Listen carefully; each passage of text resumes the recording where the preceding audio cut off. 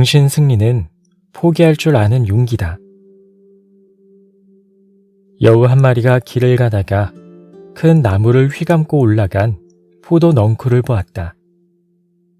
넝쿨을 따라서 나무를 올려다보니 잘 익은 포도송이가 여럿 매달려 있었다. 여우는 포도를 보자 입안에 침이 고이기 시작했다.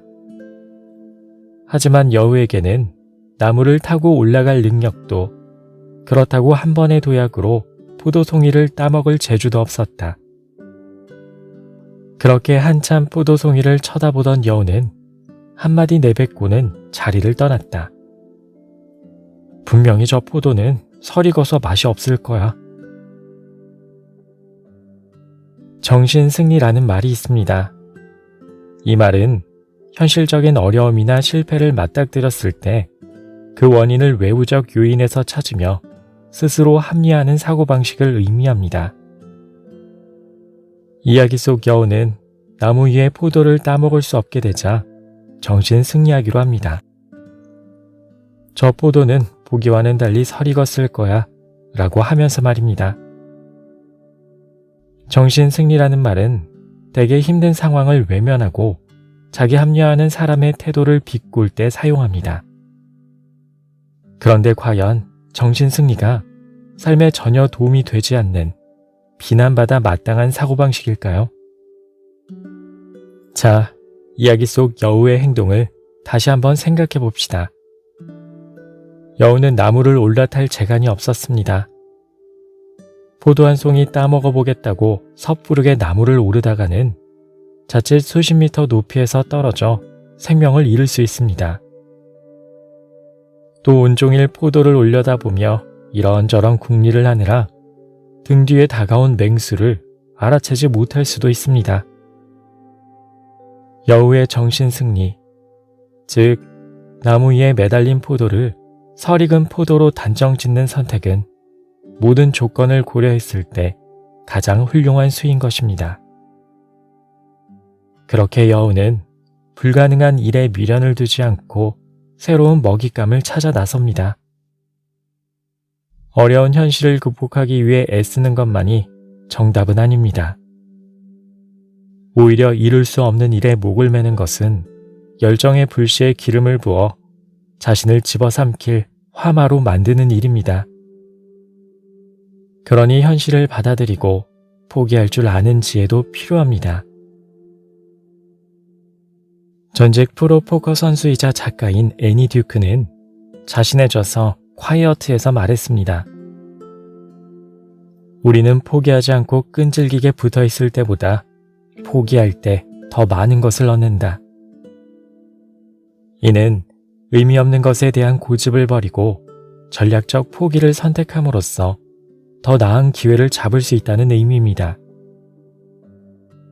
입체주의 화가로 잘 알려진 파블로 피카소는 이미 10대 때 전통적인 화풍의 그림을 그리는데 부족함이 없었습니다. 세밀한 인물 묘사, 음영의 표현, 사실적인 색감 등 그의 그림은 한 장의 사진을 보는 듯 했습니다. 하지만 피카소는 그런 그림으로는 현실의 모습을 완벽하게 재현해내는데 한계가 있음을 깨닫습니다.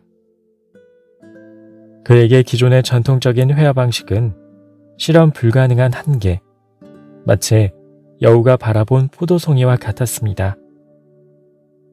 그때부터 피카소는 전통적인 회화 방식을 과감히 포기하고 자신만의 길을 개척해 나아갑니다. 그렇게 새로운 길을 찾아 나선 결과 사물을 다양한 시점에서 재해석해 표현하는 입체주의 화풍을 만들어냅니다. 만약 피카소가 여느 화가들처럼 전통적인 방식에만 매달렸다면 지금과 같은 걸작을 남기지 못했을 겁니다. 마흔에는 한 발짝 더 내디디면 손에 잡힐 듯한 것이 많습니다.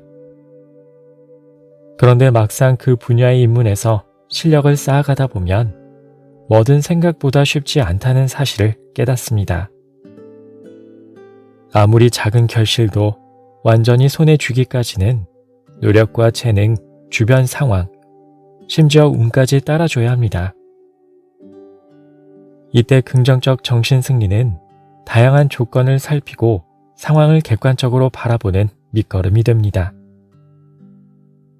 이제는 나무 위의 포도를 설익은 포도로 단정짓는 자신을 책망하지 않습니다.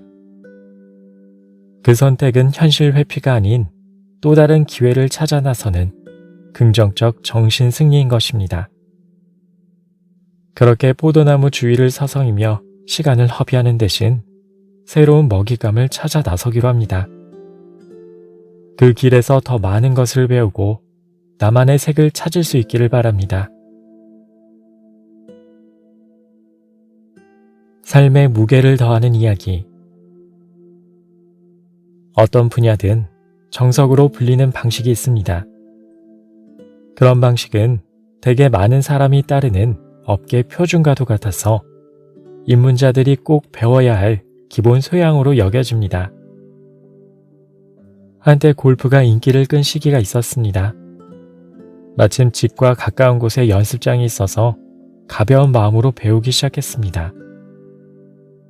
며칠 동안 기본 자세를 배우고 본격적으로 공을 쳐봤는데 생각처럼 쉽지 않았습니다. 골프채에 공이 맞는 순간 손목이 미묘하게 틀어져서 타점을 제대로 잡을 수가 없었습니다. 때론 채에 맞은 공이 앞이 아닌 뒤로 날아가는 일도 있었습니다. 답답한 마음에 하루는 정석으로 배운 자세를 내 몸에 가장 편안한 자세로 바꿔봤습니다. 손목을 단단하게 고정하고 일명 슬라이스성 공의 궤적을 조정하기 위해 골프채의 헤드 부분을 안쪽으로 덮었습니다. 그렇게 연습을 시작했는데 놀랍게도 실력이 눈에 띄게 향상됐습니다. 마치 다른 누군가가 몸에 빙의한 것처럼 먼 곳의 표적지를 향해 공을 시원하게 날리고 있었습니다. 혹자는 제 자세를 보고 장기적으로 봤을 땐 그 자세가 독이 될 거야 라고 말하기도 했습니다.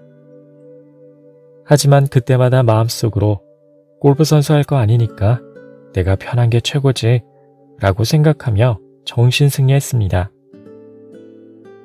인생에서 그리 중요하지 않은 것은 붙잡고 있을 필요 없습니다. 때론 정석이라는 이름에 얽매여 자기에게 맞는 색을 찾지 못할 수 있으니 말입니다.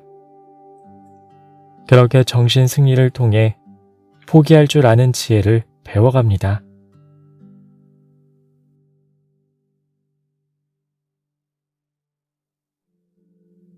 정신승리는 포기할 줄 아는 용기다.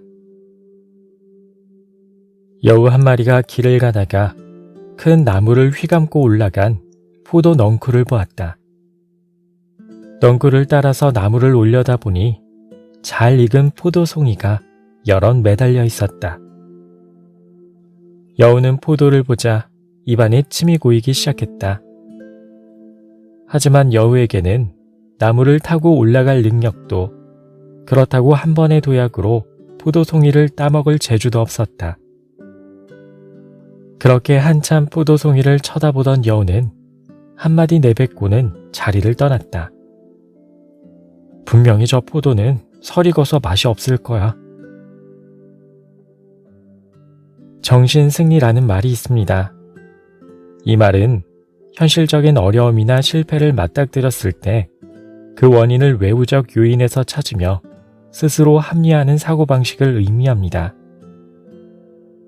이야기 속 여우는 나무 위에 포도를 따먹을 수 없게 되자 정신승리하기로 합니다. 저 포도는 보기와는 달리 설익었을 거야 라고 하면서 말입니다. 정신승리라는 말은 대개 힘든 상황을 외면하고 자기 합리화하는 사람의 태도를 비꼴 때 사용합니다. 그런데 과연 정신승리가 삶에 전혀 도움이 되지 않는 비난받아 마땅한 사고방식일까요? 자, 이야기 속 여우의 행동을 다시 한번 생각해 봅시다. 여우는 나무를 올라탈 재간이 없었습니다. 포도 한 송이 따먹어 보겠다고 섣부르게 나무를 오르다가는 자칫 수십 미터 높이에서 떨어져 생명을 잃을 수 있습니다. 또 온종일 포도를 올려다보며 이런저런 궁리를 하느라 등 뒤에 다가온 맹수를 알아채지 못할 수도 있습니다. 여우의 정신승리, 즉 나무 위에 매달린 포도를 설익은 포도로 단정 짓는 선택은 모든 조건을 고려했을 때 가장 훌륭한 수인 것입니다. 그렇게 여우는 불가능한 일에 미련을 두지 않고 새로운 먹잇감을 찾아 나섭니다. 어려운 현실을 극복하기 위해 애쓰는 것만이 정답은 아닙니다. 오히려 이룰 수 없는 일에 목을 매는 것은 열정의 불씨에 기름을 부어 자신을 집어삼킬 화마로 만드는 일입니다. 그러니 현실을 받아들이고 포기할 줄 아는 지혜도 필요합니다. 전직 프로포커 선수이자 작가인 애니 듀크는 자신의 저서 콰이어트에서 말했습니다. 우리는 포기하지 않고 끈질기게 붙어 있을 때보다 포기할 때 더 많은 것을 얻는다. 이는 의미 없는 것에 대한 고집을 버리고 전략적 포기를 선택함으로써 더 나은 기회를 잡을 수 있다는 의미입니다. 입체주의 화가로 잘 알려진 파블로 피카소는 이미 10대 때 전통적인 화풍의 그림을 그리는데 부족함이 없었습니다. 세밀한 인물 묘사, 음영의 표현, 사실적인 색감 등 그의 그림은 한 장의 사진을 보는 듯 했습니다. 하지만 피카소는 그런 그림으로는 현실의 모습을 완벽하게 재현해내는데 한계가 있음을 깨닫습니다. 그에게 기존의 전통적인 회화 방식은 실현 불가능한 한계, 마치 여우가 바라본 포도송이와 같았습니다.